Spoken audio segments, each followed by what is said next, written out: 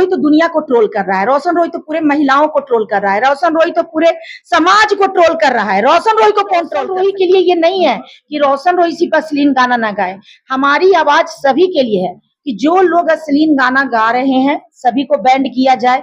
जो लोग का ऐसा गाना है कि पूरे परिवार में कोई सुन नहीं सकता है, अगर सुनेगा तो शर्मसार हो जाएगा। अगले को भी सुधरने दो और समाज को एक अच्छा मैसेज। स्टार्ट है। नमस्कार, नाम मैं सतीश यादव और भारतीय न्यूज के चाहने वाले जितने भी ऑडियंस देख रहे हैं सबको भारतीय न्यूज में तहे दिल से स्वागत है।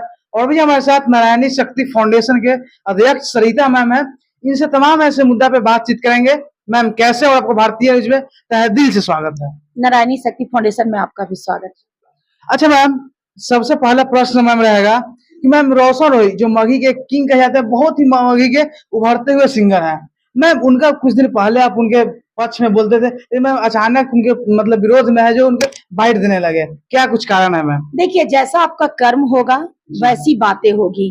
मान लेते हैं कि आज से कुछ समय पहले जब रोशन रोहित जेल से बाहर आया तो उसके बाद उसकी बोल चाल, उसकी एक्टिविटी बहुत ही अच्छी लगी, तो मैंने उसके बारे में अच्छा बोला।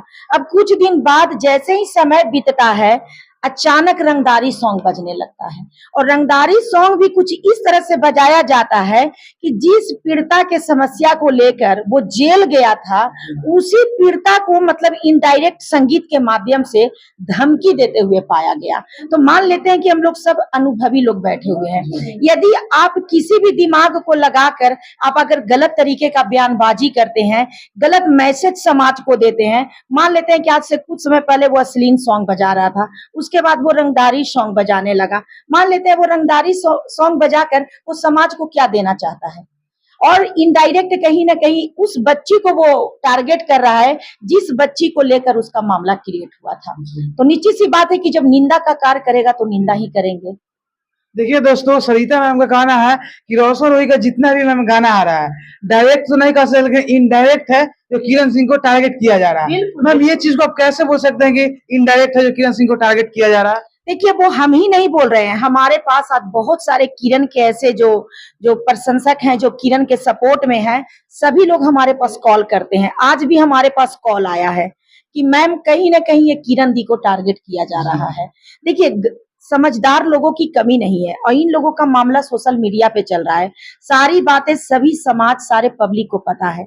यदि आप कुछ भी करते हैं तो सभी की निगाहें आप पे हैं, और आप कुछ कर रहे हैं तो ऐसा नहीं है किसी पर्सनली मैं बोलने वाली हूँ, समाज में बहुत ऐसे लोग हैं जो आपको बोल रहे हैं, आपके सामने प्रत्यक्ष रूप से नहीं बोल रहे हैं लेकिन अप्रत्यक्ष रूप में आपके विरोध में ऐसे बहुत सारे लोग हैं जो खड़े हैं, हम तो मात्र उनकी आवाज बने हुए हैं।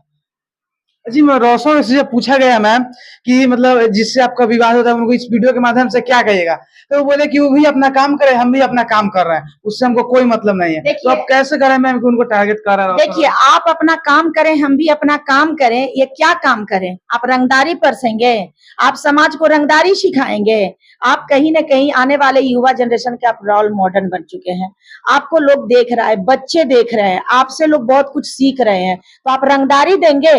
मान लेते हैं कि आप अपने बीवी के लिए जिस तरह से रंगदारी सॉन्ग बजा रहे हैं, धमकी दे रहे हैं सॉन्ग के माध्यम से, तो सभी बच्चे इसी तरह के काम करेंगे। जब भी किसी की पत्नी अगर पोक होगी मारा पीटी के वजह से और थाना में जाएगी तो सभी लोग बोलेंगे कि रुको, रोशन रोहित तो मात्र गाना गा के धमकी दिया ना, हम डायरेक्ट तुमको धमकी देंगे, क्योंकि उनके पास तो सिंगर मतलब संगीत का कोई अवसर भी नहीं होगा।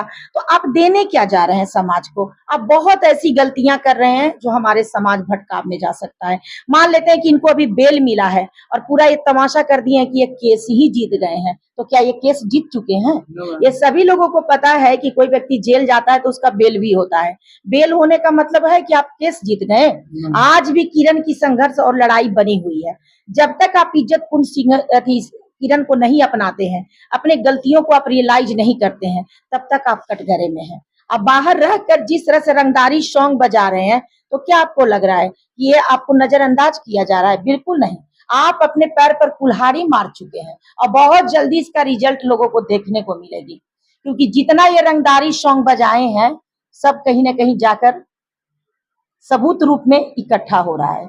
और हम यही चाहते हैं कि खुद भी सुधरो, अगले को भी सुधरने दो और समाज को एक अच्छा मैसेज दो। हम तुम्हारा वो मित्र हैं जो तुम्हारी बुराइयां तुम्हारे मुंह पर करके हम तुमको सुधार रहे हैं और बचा रहे हैं। हमारा उद्देश्य है कि बच ही जाओ, किरण भी बचे, तुम भी बचो। और जिस तरह के तुम गंदगी परोस रहे हो, एक बेटी को परेशान करके, बदनाम करवाकर, कहीं ना कहीं तुम अपने लिए भी मुसीबत ही ये कर रहे हो। आप सुने होंगे कि जो लोग दूसरे के लिए गड्ढा खोदते हैं वो स्वयं ही गड्ढा में गिर जाते हैं। तो कहीं ना कहीं रोशन रोही स्वयं वही प्रक्रिया में है। वो सोच रहा है कि हम किरण के लिए गड्ढा खोद रहे हैं, लेकिन आने वाले वक्त में उसी गड्ढे में रोशन रोही गिरने वाला है। अच्छा मैम, एक सवाल रहेगा कि मैम रोशन रोही जी जैसे सवाल पूछा गया तो वो बोल रहे हैं कि पहले जब अश्लील गाना गाते थे तो उसपे भी लोग सवाल उठाते थे, उसपे भी लोग टॉर्चर करते थे, लेकिन अब सब अश्लील छोड़ के अब रंगदारी गाना गा रहे हैं इंटरटेनमेंट के लिए, तो इसपे भी लोग सवाल उठा रहे हैं। अनेक प्रकार की बात है जो सोशल मीडिया पे बोल रहे हैं। अच्छा, आज से कुछ समय पहले संगीतकार संगीत नहीं गाया करते थे, तो वो न रंगदारी गाते थे, न वो अश्लीलता को परसते थे। उसके बावजूद भी समाज में एक संगीत था, सभी लोग सुनते थे, परिवार के साथ सुनते थे, बैठकर सुनते थे। लोग को जब भी मन नहीं लगता था तो लोग गाना बजा लेते थे, चलो कुछ गाना संगीत सुन लिया जाए। लेकिन आज इस रोशन रोही का ऐसा गाना है कि पूरे परिवार में कोई सुन नहीं सकता है, अगर सुनेगा तो शर्मसार हो जाए।